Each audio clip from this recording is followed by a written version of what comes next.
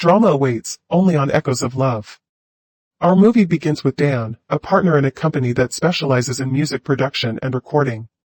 But his business partner, Saul, fires him because he hasn't accomplished any work over the past 5 years, in addition to his alcoholism that has ruined his life. This confrontation takes place in front of Violet, Dan's daughter. He takes her and goes to a bar to drink. There, he's surprised to realize that he doesn't know anything about his daughter, not her age, not her studies, along with her bold style of clothing, and the fact that her mother keeps telling her he's a failure. They run out of the bar because he doesn't have money to pay for what he drank, so the bar owner catches him and beats him in front of his daughter. Then Dan drives her home. After that, Dan keeps wandering until he enters another bar, where he hears a voice that grabs his attention strongly. He meets the owner of that voice, a girl named Gretta. Dan introduces himself to her and tells her that he wants to discover her talent and that he wishes to sign a contract with her to work together. But he explains that his company has lost confidence in him because he hasn't produced anything in the past 5 years, and that he himself had lost hope, until he heard her voice and was impressed by it.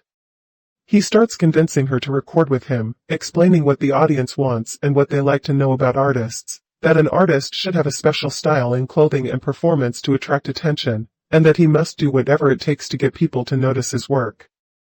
But Greta disagrees with his way of thinking and explains that what the audience really needs is trust between them and the artist. Dan learns from her that she will be leaving the next day, so he offers her to come to his company to perform a trial song, and if it doesn't work out, he'll compensate her for the delay in her trip. She tells him she'll think about it when she gets home.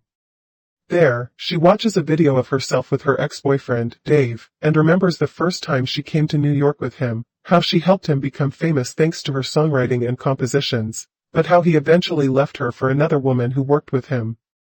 Greta leaves home and goes to stay with her friend Steve, who convinces her to sing at the same bar where Dan heard her. After that, she calls Dan and tells him she has agreed to perform the trial song at his company. They go to the company, and she sings in front of Saul, but he isn't impressed by her voice. He suggests they record a full song first, and afterward decide whether her voice is good or not. Saul tells them that once they have a proper recording ready, he can then produce her songs. Since they don't have a studio or money to rent one, Dan comes up with the idea of recording the album in the streets and beaches of New York, with live sound among the people. They start carrying out this idea. Steve joins them, and they form a band, beginning their rehearsals in Steve's apartment with instruments and songs. They perform their first song in the street, making use of everything around them to bring out the best version possible. Greta goes with Dan to pick up his daughter Violet from school, wearing her usual strange outfit. Greta suggests that Violet participate in the song they're recording, and the girl agrees. Greta notices that Violet feels so happy just having her father by her side. She tells Dan that, but he gets upset with her judgment, explaining that he wasn't the one who ended his marriage, nor was he selfish. His marriage ended because his wife cheated on him with another man, who later left her, and that's how he became the distant father because of her mother's recklessness. Greta apologizes and says she didn't mean it, that he's a great father. They spend the night together listening to music, walking around, and dancing until he drives her home. Greta finds out that her ex-boyfriend Dave has won a music award, so she decides to write him a song and sing it to him over the phone. She calls and records it on his voicemail. The next day, she continues recording the rest of the album with Dan in different places across New York. Violet joins them with her playing, which turns out to be a great success. Everyone admires her performance, and they celebrate finishing the album recording.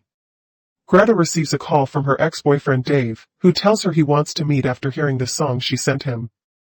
She goes to meet him and learns that he broke up with his new girlfriend, regrets leaving her, and wants to bring everything back between them. He tells her he needs her opinion on his new album, which includes one of her songs. She listens and tells him the song has turned into noise and that he should rearrange it from the beginning. But he replies that what matters most is that the audience likes it, even if it's just full of music. He invites her to his concert to see the crowd's reaction to his songs. But she objects and tells him she was wrong to send him that message in the first place, then leaves him and walks away. When it's time to present the album to Saul at the recording company, he's impressed by it and offers to market and sell it for $10 per copy, with only $1 going to her and the rest to the company. But she refuses the offer and tells Dan that the company will surely try to renegotiate because the album is great. Then she goes to Dave's concert and hears him singing her song, and at that moment decides to release the album online for just $1, without any record company.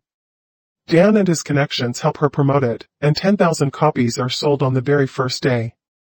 In the end, Dan returns to his home and family and regains his position as a partner in the recording company thanks to the album's success. Here we reach the end of the video. Subscribe for more.